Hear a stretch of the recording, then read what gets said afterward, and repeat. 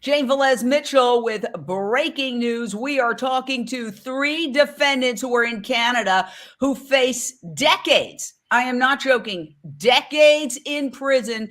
They are about to go to trial. Amy Soranno, Nick Schafer, Ray Sasano, and their attorney, Leo Salam, are here today.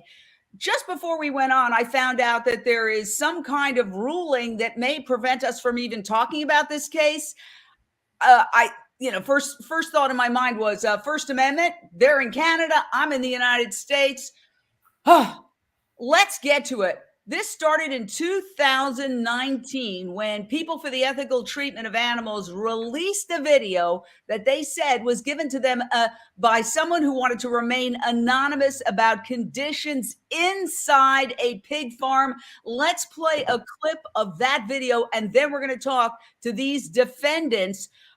They essentially went to the farm after seeing this video with a whole bunch of people. At one of British Columbia's largest pig farms, crammed inside metal crates barely any larger than their own bodies, unable even to turn around.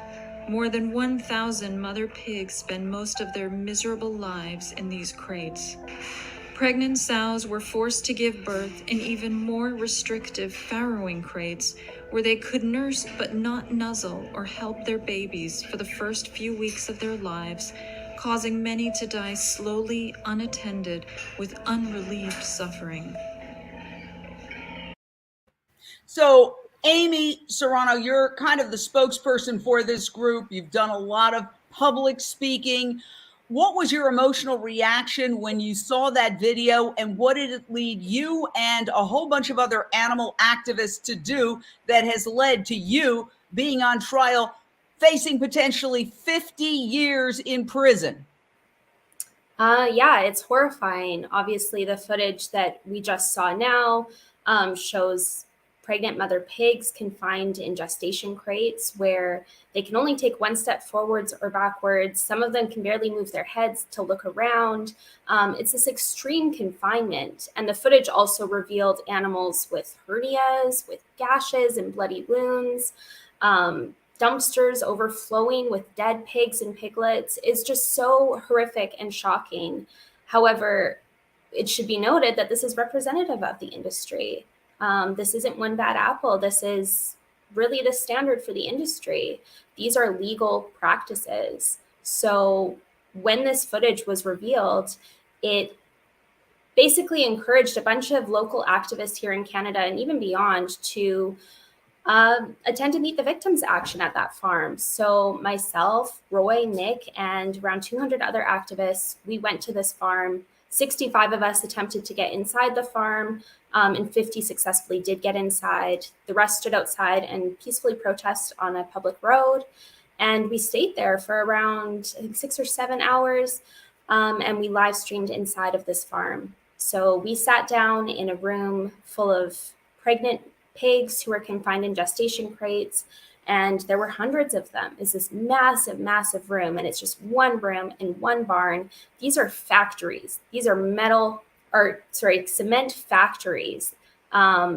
These farms are often referred to as like the family farm, these old McDonald's farms, these cute little quaint facilities, but these are massive industrial machines.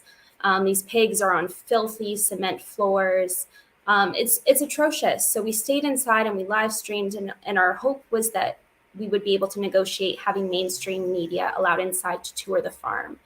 And the farmer agreed to allow that to happen. So eventually, once a whole bunch of logistics with police was figured out, mainstream media was allowed inside to tour the farm. Granted, they were only allowed inside certain areas of the farm that the farmers had cleaned up and that they approved media to go in, which wasn't the room that we were in. But yeah, we succeeded in that negotiation, and then we all left. Everyone inside the farm was arrested. However, I was the only person taken into custody at that time. I was the person who was doing all of the communications with police. So I guess they singled me out and took me into custody.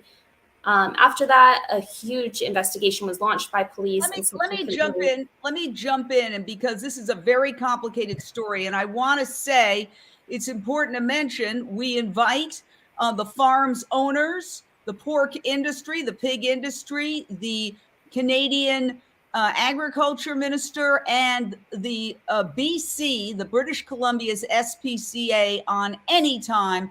We would love to get their side. And it's important to point out that there were no charges for the hog farm allegedly shown in the animal rights activists' initial video. But so let's just carry the story along and correct me if I'm wrong. You have this initial video, then you and a whole bunch of animal activists, after seeing the video that PETA released, go to the farm. Now, Nick, you had given us a video that you put together. We are going to show some clips of that, and we'll take it from there to see what happens next. This is Amy and some of the other activists. I don't need to name who, but a group of activists, hundreds, I think, certainly well over 100 go to the farm. And then approximately, according to published reports, 60 go to the inside of the farm. But Amy is sort of the leader, if I may characterize you that way, going in, if that's correct. Let's take a look at that aspect of this story. Animal rights activists enter a barn.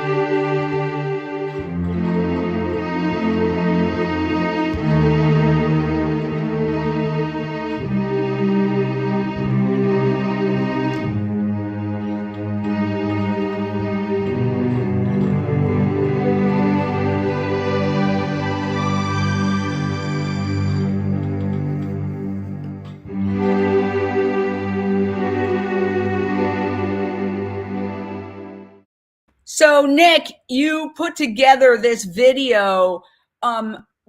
Did you ever expect that as a result of going into this farm and doing other actions that you would be facing 50 years in prison? Everybody, or a good percentage of people, are holding signs that say this is a peaceful protest.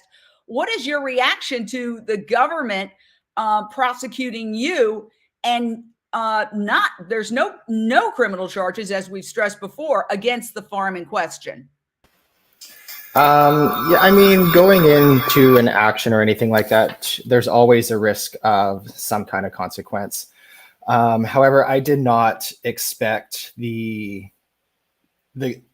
magnitude of the consequence to be this big in this particular action. And it appalls me that we are the ones facing charges, and the real, criminals here are the ones who are abusing the animals. And that doesn't seem to be taken seriously by the government whatsoever. The ones that are in charge of protecting the animals aren't taking it seriously. The government's not taking it seriously. And in turn, we're the ones that are facing charges. And I think it's ridiculous. So let me ask the attorney. There were originally 4 defendants. Then one of the defendants' charges were dropped. And then just the other day, I don't know, maybe it was just very recently, I just got an email saying that some of the charges against these folks here have been dropped, but they're still collectively facing more than a dozen charges. Can you clarify what the situation is and why these charges are being dropped? And this case seems to be constantly changing. I'm not going to try and guess the prosecutor's mind and read behind his decision making. Prosecutors in Canada have a great deal of authority to proceed on one charge and not to proceed on another charge. The main thrust of this from the beginning was a real hope that we'd be able to persuade a prosecutor that there was no need to proceed on any of these charges, that it's not in the public interest to do so, that this is a lot of money and time being spent on something that really shouldn't happen. The fact that we are now dealing with a narrower trial than we had initially imagined means that to some extent the jeopardy is reduced. But I can't guess for you why it was that certain charges are going forward and certain charges aren't. All I can tell you is that fewer is always better. So now there has been news media coverage of this. I watched several CTV, Canadian TV reports last night. Let's take a look at one of them, and then we're going to discuss one of the most fascinating aspects of this case, which is rulings about what news media is allowed to even say about this case. Hold on a second. Let's play this first. A rally of support was held outside the New Westminster Courthouse today to show support for 4 animal activists who face charges of break and enter and mischief. The charges stem from a video showing dead pigs, which led to a protest at an Abbotsford hog farm. CTV's Maria Weisgarber has more, and a warning: some of the images in this story may be disturbing. Cheered on by supporters, 4 animal activists facing break-and-enter and mischief charges arrived at New Westminster Court for the beginning of a 10-day pretrial hearing. We are here to defend ourselves, but we are also here to tell the stories of the millions of animals suffering every day. The 4 were charged after a video released by PETA in 2019 prompted an SPCA investigation. So there's video. I have to go back to the attorney for 1 second. We're going to get to you, Ray. What is this ruling, which I just heard about just before we went on the air, that somehow, even though CTV has done several stories on this, that the news media is not allowed? I'm speechless. Tell me. Why don't I help you out on this? The controversy that came out as part of those pretrial rulings that you were seeing there revolves around what was happening inside the courtroom. And as you saw, that was all footage and, images from outside of court. The judge found that one section of the Criminal Code of Canada, which exists in order to protect the fair trial rights of someone who's facing a jury, prevented anyone from talking about the inside of the courtroom, any information about the trial is what's written in the code. Now, our perspective was we don't need protection from the media. We don't need to have our prejudice protected from because of the news media, because we think that this is something that could get out without leaving a bad taste in anybody's mouth. This could be reported on in the media without making anybody think that the 3 accused people are somehow dastardly ne'er-do-wells. And so we're not worried about a jury reading anything in the paper or seeing anything on the TV. And that's what we told the judge. The judge said, never mind what you think, never mind what your opinions are about your prejudice. I'm going to say that the text of this law means that nobody is allowed to publish information about the trial until the jury has been separated. And have you thought about going to the equivalent of the Supreme Court here in the United States, to Canada, to challenge that? Because I'm sure you have First Amendment freedom of speech laws in Canada. We have a second section of the Charter of Rights and Freedoms that does essentially what the First Amendment does. The way that criminal trials work in Canada is you don't get to appeal anything until the trial's finished. So we can't go to the Supreme Court of Canada on what's called an interlocutory or sort of like intermediate basis. You can't go and make an appeal over something when the trial's still going on. You have to wait until the trial's done. All right. Now, Roy Sasano, you've been very quiet here. I want to give you an opportunity to speak. First of all, let's get back to the whole issue of why you went into that farm and why PETA released the undercover investigation and why this case even is happening. What was your emotional reaction to seeing the pigs? Well, I guess the easy way to say it is that I was disgusted and sad, but not really surprised. These industrial farms, no matter how they're branded as family farms, as local farms, as humane farms, every time someone gets footage from there, there's a mix of horrific standard practice animal cruelty and also horrific illegal practice violations shown at the same time.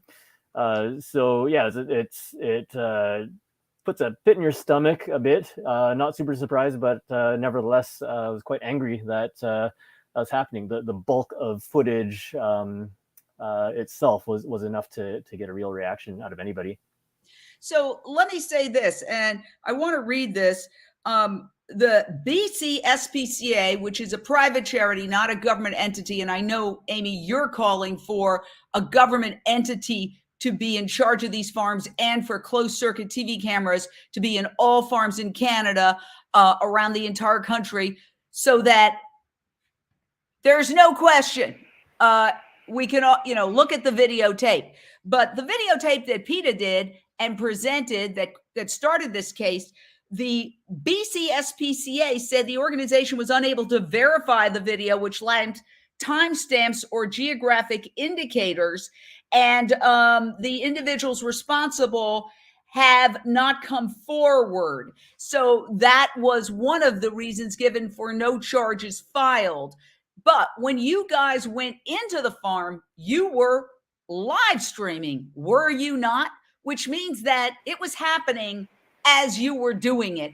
Anybody who was looking at that video as it's live streamed, just like we're live streaming right now, would be able to see with their own eyes what's going on.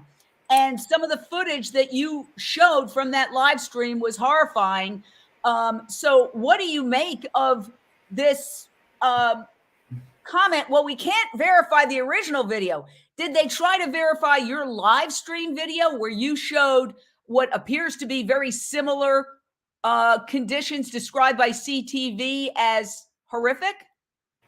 Well, there's more to the story. So we should probably mention that shortly after the Meet the Victims action, more footage was released. And this time it was hidden camera video footage from inside that farm, showing, as Roy said, both legal and illegal horrific practices. So that footage was sent to the BC SPCA anonymously under a confidentiality agreement with the BC SPCA by an activist. And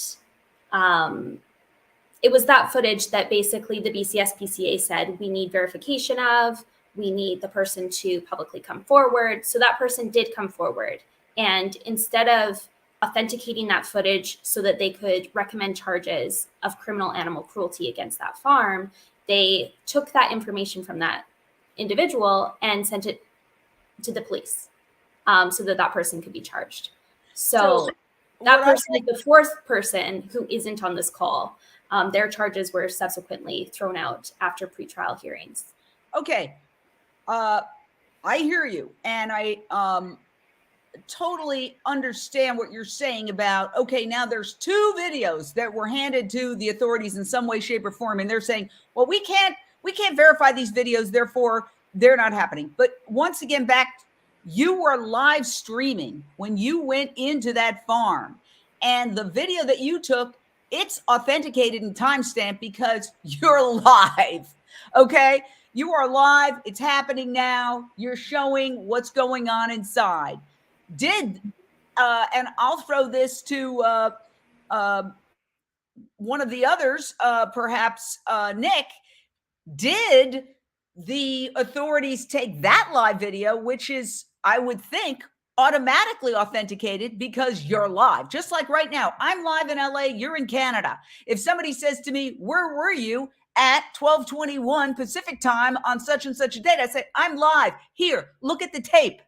So why didn't they take that live stream and investigate based on that live stream, which is sort of de facto authenticated, one might argue? So they did take the footage. However, they're using it to prosecute us. That footage was taken obviously illegally. So it can't be used apparently to charge the farm in this case. But they are certainly using it to charge us. So yeah, I guess that's what's happening with that. Roy, if you want to take over with this, I think you'd be able to explain this a little bit better as well. Just looking at the BC SPCA's media statements, there's a couple things, and we need to stress this. I don't think we stress this enough. They went to the media saying, we have this footage, we know it looks awful, and I don't know if they went as far as saying these are code of practice violations, but they said, we need someone to step forward and take responsibility for this. That person stepped forward and took responsibility for it, right? And they turned that person over to the police, which is against their confidentiality agreement, which says that they'll protect this person's confidentiality unless they get a warrant or unless they need that information to be put forward in order to proceed with animal cruelty charges, right? So there's a couple things happening there. As far as the live footage goes, who knows what they decide. It might not have met the threshold for them to look into too much. They might decide not to look at it at all because, hey, we haven't even verified, they haven't answered the question, did you look at the footage that this whistleblower released? They will not answer that question. So who knows? Well, I think part of the issue is that a lot of the things that are happening on the various videos that I've seen are systemic. Pig gestation crates, pigs kept in crates the size of their bodies, never able to turn around.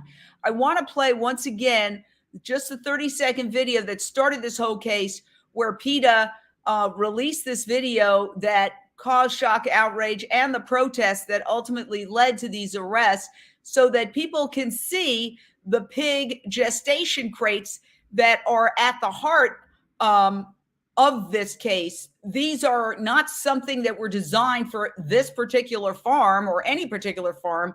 They're an industry standard, and they're basically crates the size of the animal's body where they can't turn around, not even to scratch themselves. And there are those who have said these pigs, as you would imagine, go mad. They break their teeth sometimes, according to what I've been told by pig experts, chewing on the bar in front of them because they can't turn around. Let's look at that. Let's look at that and just take it in. At one of British Columbia's largest pig farms, crammed inside metal crates barely any larger than their own bodies, unable even to turn around. More than 1,000 mother pigs spend most of their miserable lives in these crates. Pregnant sows were forced to give birth in even more restrictive farrowing crates, where they could nurse but not nuzzle or help their babies for the first few weeks of their lives, causing many to die slowly, unattended, with unrelieved suffering. I have to say that just looking over all this video yesterday in preparation for doing this live interview caused me to feel extremely depressed and anxiety-ridden and upset. I'm a human being, and looking at that footage, well, that's why CTV News said, warning, some of this footage is disturbing. Amy, what is your big picture argument about how the private charities that are the SPCAs of the world, industry and government work together? And do you include the courts, which have now essentially, some might argue, have tried to muzzle even coverage of your trial? Well, I think something that we can say for sure is that a theme of this trial so far has been that the systems in place, whether that's the courts, whether that's law enforcement, such as police or the SPCA, they're against animals and they're against activists. There seems to be huge biases against both animals and activists, and we are seeing that repeatedly. And ultimately, as we've said, the SPCA, at least the one in this province, the BC SPCA, is a private charity. So that makes room for conflicts of interest. They do not have the capacity to enforce laws on farms for animals. There's a whole slew of issues. And in fact, their own CEO, the BCSPCA CEO, Craig Daniel, he has stated himself that the organization has no capacity to regulate or monitor the farms within British Columbia. They are merely a private charity. They're a small organization. And what are you calling for? They shouldn't be doing the job. There should be a government organization, a government agency who is in charge of that we can hold accountable, that is transparent, because right now we can't even file an FOI with the BCSPCA. We can't follow up on an animal cruelty report. There is zero transparency, there is zero accountability, and that's unacceptable. What do you want to see? I know you have called personally for cameras, closed circuit television cameras inside every quote unquote farm, these giant warehouses in Canada. That to me seems like the ultimate solution. I mean, people are going to see for themselves, and it should be, my personal feeling is it should be available online. And if people have nothing to hide, they shouldn't be upset about that. My feeling is that should be global. I have closed circuit cameras in my apartment. So when I go out, I can see my dogs. If my dogs need something or if they're barking, it's not expensive. It's like $15. What's your thought on that? We'll go around. Amy. Well, I mean, CCTV cameras is truly the bare minimum that we can be doing for these animals. Obviously, we don't want these animals in there in the first place. They should not be farmed. They are not products. They are not food. But given the situation that we are in right now, given our society that we currently live in, having a little bit of transparency is truly the bare minimum to at least try and protect these animals as best as we can right now. And this is an industry that claims that they are transparent, but we know that they thrive on secrecy. That is why we went in during Meet the Victims. We lifted the veil. We brought in cameras. That's all we did, is we pressed record on a camera. That is all we did. And I mean, I feel that it needs to be mandated. There needs to be farms inside of every single farm, hatchery, slaughterhouse, feedlot, and it needs to be publicly available. Not just there for the industry to monitor. It's already self-regulated, but the public needs to have access. And what is your take, and I can ask this of Nick, of this sort of ruling that kind of could potentially mute media coverage? Now, I've been in media for 40 years. I worked at some of the biggest media organizations. I would think that the media organizations would challenge that because that is their right to go in there and report on a case. And so could this backfire and actually encourage more media coverage and have any equivalent of ACLU, First Amendment, whatever that is in Canada, started speaking up? Because this would go beyond animal rights. Anytime there's a controversial case, if the courts deem, well, even if the defendants don't want to be protected from media, we're going to protect them anyway. We know that in a lot of cases, you have essentially the big levers of society taking the same side. And I would think the most important thing for you, aside from a great defense and great attorneys, is to have media coverage so that the whole world can see what's happening in that courtroom, what's happening with this case. Yeah, I mean, just like we believe that the world has the right to know what's going on inside of these farms, which they currently don't have the right to know, I believe that the world has the right to know what's going on within this trial as well. And I feel like this might be more of a legal question for Leo to answer. So if Leo, you want to take this over, that would be great. But yeah, I do not agree with the publication ban or any kind of muzzling of what's going on in court or what's going on with this case, because it's in the public's interest. And I think that everyone deserves the right to know. Yeah. The attorney, Leo Salam, what is happening with this? Have you heard from any media? When the publication ban issue was being discussed, I reached out to lawyers that I know who routinely represent media outlets.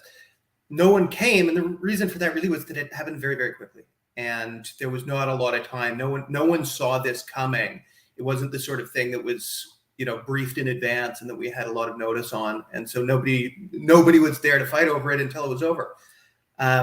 We have a different legal culture here than you guys have in the States. We have the opposite of what you have. In the States, you can have a camera in a trial court in most states. And so you have court TV and things like that, but you have no cameras in the Supreme Court. Here we have it the opposite. There's full video of everything that happens in the Supreme Court of Canada. It's streamed online simultaneously. But the trial courts, the lower courts, are very protective of keeping cameras specifically out of the courtrooms, which is why we still have those courtroom sketches and really nothing else. But courtroom sketches aside, because I've covered many criminal trials, and sometimes here in the United States, they won't allow cameras in, even if it's a potentially legal thing. The judge will rule against it. But I've personally never heard that you can't cover what's happening inside a court. I mean, that's a new one for me, and I hope I'm not oversimplifying this. In terms of, I know you're holding a news conference, Amy. Is there any plan to, for example, live stream everything happening outside court throughout the trial? We will definitely be publicizing whatever we can, whatever we are able to speak about, talk about, we will be doing that. And we will definitely be sharing that live streamed. I know Dan and Sean with UnchainedTV, they will be there on Mondays. So day one of court, they will be outside streaming. So we will do as much as we can and talk about as much as we can within the publication ban. One thing I want to add in here, sorry, just to make sure we're clear about this, is that publication ban is basically a non-issue once trial starts. Anything that comes in front of the jury, the media can report on. And Leo, you can correct me if I'm wrong on any of this. Media can report on any of that. And at the very, very latest, everything that happened in pretrial, even things that we might not have been allowed to publish or talk about, will become public around the end of trial when the jury is sequestered to make their decision. So right now we're kind of feeling handcuffed, but those chains are going to come off really quick. Leo, you want to weigh in on that? Is this just pre-trial? Once the trial starts, the media can go in there and enter court and take notes and report on anything that's happened? The whole purpose of this section of the criminal code is to make sure that jurors aren't exposed to anything before they go off and do their deliberations. So it's not meant to be a permanent veil of secrecy by any means. It's really only to protect those 12 people. And once they're protected, the general presumption that we have a right to speak freely in this country takes over again. All right. Well, we haven't even gotten to jury selection, right? That's tomorrow. So, okay. It's very interesting. I'm fascinated by this. Let's go around and just get final thoughts. Again, the people you're looking at, with the exception of the attorney, who is in the lower right, Leo, are facing 40 and possibly 50 years in prison for going into a farm in Canada and basically showing the world what they saw, if I had to sum it up. Amy, emotionally, what are you going through? I mean, honestly, I'm scared for you just thinking about it, and it's not me. I think going through something like this becomes a whole heck of a lot easier when you look at that footage. I mean, no legal repercussions, even if we are convicted of the highest possible sentence, which is unlikely, but if that were to even happen, it pales in comparison to what those animals endure. And, you know, we will come out of it with our throats intact, but those animals will not. And we were in there for a few hours, but those animals, that's their entire existence. They can never breathe fresh air. They can never walk on grass. They can never play or interact with others. They're deprived of anything that makes life worth living. And doing this gave our lives purpose. So it feels like the least that we could do for them. Wow. Okay. Roy, what are your thoughts and your emotions as you head to trial and possibly could go to prison for decades? Well, same as Amy. Sometimes, once in a while, you'll think about that realistic possibility of being locked up. But again, this is nothing compared to what the animals go through. On top of that, we're seeing a lot of attention coming to the footage that goes out, a lot of attention coming to the industry as a whole. And I feel that that makes me feel a lot better about anything that might happen. And one more thing on top of that is that I'm standing beside Amy and Nick, two great people. Leo, obviously a great lawyer, and we have two more. We have a strong defense that's going to tie everything together, I feel, to defend us. And also speak a little bit to the situation the animals are in. So overall, I'm feeling pretty confident myself, both for us and for the ultimate outcome of everything here. I just thought of a question I think is really crucial. Leo Salam, as one of the attorneys for what I call you the BC3, are you going to be able to play this footage for the jury? Yes. There's absolutely no question about that. And I mean, the jury system gives me a lot of hope. You're talking about a very remote possibility of spending decades in prison. The code would allow for that, but I don't think any conscientious jurist would allow for anything like that. But I'm not worried about the judge, and I'm not worried about the sentence. I'm worried about those 12 people. And I'm particularly conscious of it in relation to the fact that we get to play this footage for them. We get to show them these people, these three people who are in front of them. They're going to spend weeks in a room with Amy and Nick and Roy. They're going to really get to know what they think of those people. And that's a lot of what we want to do, is we want to communicate the humanity of Amy and Nick and Roy to the jury. It's kind of a reflection of how Amy's work and the other activists, not just Nick and Roy, but all of the people who were there that day, reflects the sentience of these pigs at the facility. We have a much easier job because all we have to do is convince 12 people that these three very nice, very wholesome, very conscientious young people are exactly what they are. And I'm very confident that we'll be able to do that. And once again, I want to say we invite anybody from the pig industry. I don't call it the pork industry. I call it the pig industry. From the farm itself, from the BC SPCA, from the police department, from Canada's agriculture ministry on. Anytime, we would love to dialogue with you. All right, you get the last word, Nick.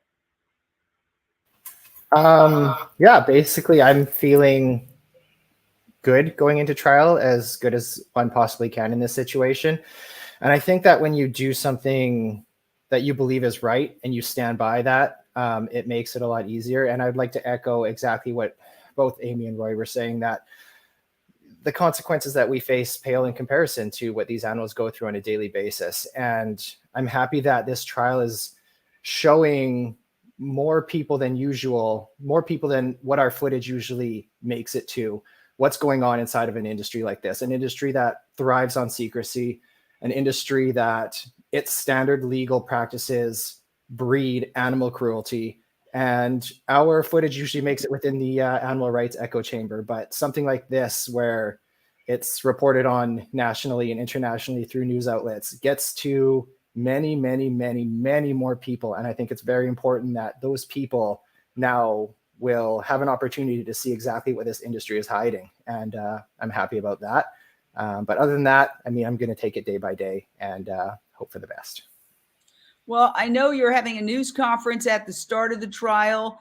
We'll be there covering it, and we will continue to cover this throughout the case. Anytime you want to come on live, let us know to update the case. And obviously, when the verdict comes in, you've heard it from the BC3 and their attorney.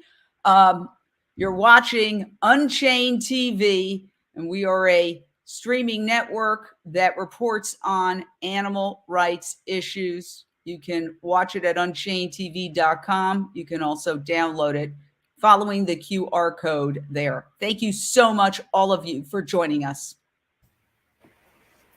Thank you. Thank you.